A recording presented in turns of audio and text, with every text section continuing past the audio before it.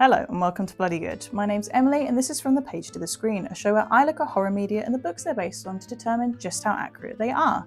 Today, I'm looking at Misery by Stephen King and exploring what changes were made from the book to its film adaptation. Following a car crash, best-selling author Paul Sheldon is rescued by Annie Wilkes, a woman claiming to be Paul's biggest fan. She's a nurse and looks after Paul, helping him recover from his injuries. While under Annie's care, however, things take a dark turn and Paul learns that Annie has some conditions he needs to abide by in order to receive the best care possible. First, we're going to look at our characters. Our main characters are Paul Sheldon and Annie Wilkes, played by James Caan and Kathy Bates respectively. And both of them give incredible performances in this film, and Kathy Bates even won Best Actress at the 1991 Oscars for it, a rare win for horror. We meet Paul Sheldon as he's drifting in and out of consciousness after a car crash and is being rescued by someone. Paul is an author famed for his series of books following a character named Misery Chastain. He doesn't believe these books are actually all that great, and in the latest installment of the series, Misery dies giving birth to her child. Paul believes this will free him from misery and allow him to write something new and fresh. While Paul lives in New York and Los Angeles, he travels to a remote cabin in Colorado to write his novels. He's at this cabin writing a new story about car thieves called Fast Cars. When he finishes, he's on his way back to California with the manuscript, and he crashes his car into a snowbank. It's here that he is, and I'm using the term extremely lightly, rescued by Annie Wilkes. Annie Wilkes claims to be Paul Sheldon's #1 fan and was oh so lucky to find him after his crash, though we later find out she was stalking him, so no luck was involved there. She takes Paul to her isolated home and nurses him to health after his horrific injuries. And the more we get to know Annie, the more we realise she is incredibly unstable and has a bigger plan for Paul than just recovery. Now, for the role of Paul Sheldon, according to the film screenwriter William Goldman in his book, the role was offered to Warren Beatty, Robert De Niro, Michael Douglas, Richard Dreyfuss, Harrison Ford, Morgan Freeman, Mel Gibson, Gene Hackman, Dustin Hoffman, William Hurt twice, Kevin Kline, Al Pacino, Robert Redford, Denzel Washington, and Bruce Willis, and they all declined, though Bruce Willis went on to play the role in a Broadway adaptation many years later. Eventually, they got James Caan, and he was brilliant as Paul. For a role with such limited physicality, he did so amazingly. And I also read that he was really frustrated about being confined to a bed for so much of his performance because he was such a physical actor. And it works, because you just feel the frustration just ooze from him. You completely sympathise with him and the situation he's ended up in. I think his performance is often overlooked because of how big Kathy Bates' performance is compared to his more subtle and subdued one. James Caan, over his very long and memorable career, was often known for playing characters who were loud and outspoken or just very quick to explode. With this role, he was much more of a thinker than a talker, and so much more vulnerable than you're used to seeing him in films like The Godfather or Thief.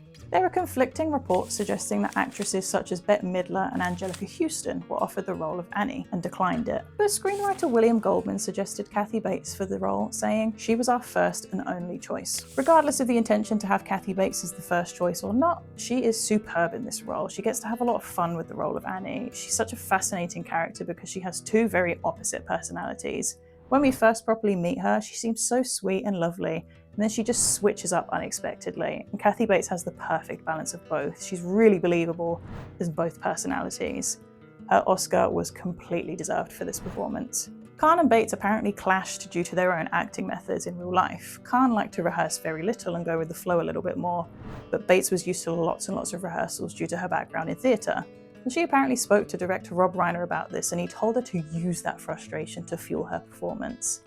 After the film wrapped, the pair became good friends, and after Caan's death in 2022, Bates said working with him on Misery was one of the best experiences of her career. There are a few other characters throughout the story that dip in and out here and there, but we largely spend our time with Paul and Annie, so I'm not really going to focus on them here, but I'll mention them later when we get to the plot a bit deeper. The late great Rob Reiner directed this 1990 film adaptation, coming only 3 years after the book was first published. As mentioned earlier, Kathy Bates won an Academy Award for Best Actress for her role as Annie, making this the only film based on a Stephen King novel to win an Academy Award. Stephen King himself was apparently quite reluctant to sell the film rights to Misery because he was skeptical about it being kept faithful to his book. And can you blame him after what happened with The Shining? I also covered that in a previous video, so if you're interested, check it out. King was impressed with Rob Reiner's 1986 film Stand By Me, however, which was based on his novella The Body, and agreed to sell Misery so long as Rob Reiner would produce or direct it. And just as a little side note, I thought it was a lovely touch at this year's Academy Awards to have some of the stars of Reiner's film come out on stage during the In Memoriam segment, and it was nice to see Kathy Bates stood among them all. In the book, the story is split between what's actually going on with Paul and Annie in real life, interspersed with Paul's new Misery story that he's writing. and I found the misery parts quite hard to get through when I was reading, to be brutally honest. Stephen King created such compelling characters in Paul and Annie, and I just didn't care for Misery herself. I just wanted to get back to what was going on in that house. So I'm really glad the film didn't go into all the actual Misery stuff. I think it just would have halted the pacing completely. In the book, Annie is just immediately unsettling, but it takes a bit longer in the film to come to that conclusion. In the book, Annie's very angry about the swearing in Paul's latest manuscript and spills soup all over the bed. She then smashes the bowl against the wall and slowly cleans it up, leaving Paul to writhe in pain waiting for his painkillers. She then makes Paul drink the dirty water she used to clean up with so he could wash down the pills. So we get a taste of what Annie is really like quite early on in the book. In the film, she does get angry about the swearing in the book, but she doesn't make him drink the rinse water. But this is still the first time we see her otherwise kind and helpful persona slip in the film. In both the book and the film, Paul's legs are in extremely bad shape after the car crash. They're described in horrific detail in the book, and the SFX team did a great job in the film at making them look so painful. At one point in the book, Annie leaves the house to control her anger, and in the 51 hours she is absent, Paul is left without water, forcing him to drink his own urine out of desperation. And this is omitted from the film, which I appreciated. One of the most stressful parts of the film is when Paul gets out of his room and explores the house while Annie's gone. On this little expedition, he knocks a ceramic penguin off a side table, and he catches it before it shatters, but when he puts it back, it's facing the wrong direction. I remember the first time I watched this with my parents as a teenager, and all three of us audibly cringed at him putting it back wrong, and I was genuinely stressed, and this feeling was still there when I watched it again recently. It's just done so well. Now this happens in the book too, but the way it's done in the film just elevates the stress of the situation so well. On another of Paul's outings, he discovers a book Annie keeps which details a bunch of deaths she's seemingly responsible for, including many infants at a hospital where she was head of maternity. If Paul hadn't already realised it by now, he definitely knows he's in absolute danger the longer he stays in this house. A big change between the book and the film comes with the hobbling scene. As a punishment for leaving his room, Annie decides he needs to be taught a lesson and understand that he cannot leave the room again. In the film, Annie puts a wooden block between Paul's legs and uses a sledgehammer to smash his ankles. It's awful to watch, and I can just about bear to look when she actually does it. But in the book, it's so much more horrific. Annie uses an axe to actually chop off Paul's left foot and cauterizes it with a blowtorch. It's a really tough read, and I'm kind of glad we didn't get that in the film. But the ankle smashing is equally tough to watch. They're both pretty bad things to go through, and I genuinely don't know which one I would pick if I had to choose myself.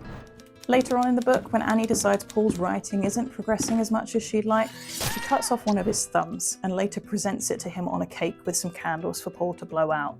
This was also omitted from the film. I think the film leans a little more towards thriller than straight horror, so some of the gorier stuff is left out. The film is by no means a joy either, but there are just so many moments in the film where I'm cringing and physically trying to will myself not to look away from the screen because it's just so stressful. Some other differences in the film come from the interference from other characters. In the book, an officer arrives at the house and Paul takes the opportunity to shout through the window at him. The officer recognises Paul, but Annie stabs him and then runs him over with a lawnmower as he crawls to escape. She then comes up with a plan for when other officers inevitably show up inquiring about both Paul and the now missing Officer 2. She locks Paul in the basement and more police turn up. She begins to also get a lot of media attention if people have now recognised her as the nurse who was accused of killing babies at the hospital. In the film, however, we have the sheriff, who we've seen a few times in the town and at the site of the car crash, and who is intrigued by Paul's disappearance. We see him even going as far to read the Misery books to try and understand Paul more. At one point he sees Annie in town shouting at people and he gets an idea. So he checks newspaper records and recognises her in an article about her arrest where she quotes a line from the Misery books, which he recognises since he's been reading them. He drives up to Annie's house and she invites him in after she puts Paul to sleep and puts him in the basement. The sheriff takes a look around and then he leaves, but then he hears clattering in the basement so he goes back in. And unfortunately, Annie shoots him square in the back with a shotgun, and it's horrible to watch knowing Paul was so close to being saved. And then Annie tells Paul she's going to shoot him and then herself. But he convinces her not to because he really wants to finish the book first.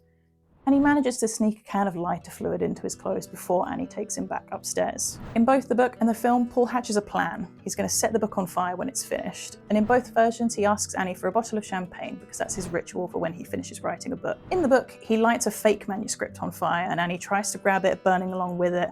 They have a big old fight and he shoves the burning pages into her mouth. We think she's dead, but she gets up and tries to go for him again. And while all of this is occurring, a car approaches and it's a state cop. Annie trips on the typewriter and hits her head on the mantel.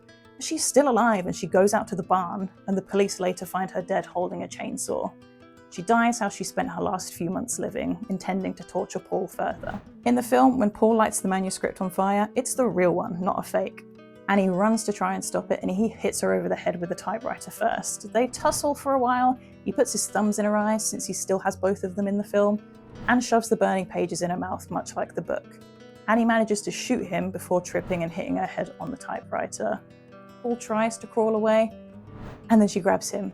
He bites her and hits her over the head with an iron pig ornament, finishing her off. In the book, Paul is rescued, has his legs re-broken, and is in recovery. He publishes the book, but he's in a bad place. He's imagining things. He's imagining Annie is still around. He's free now, but he'll forever be haunted by what happened in that house.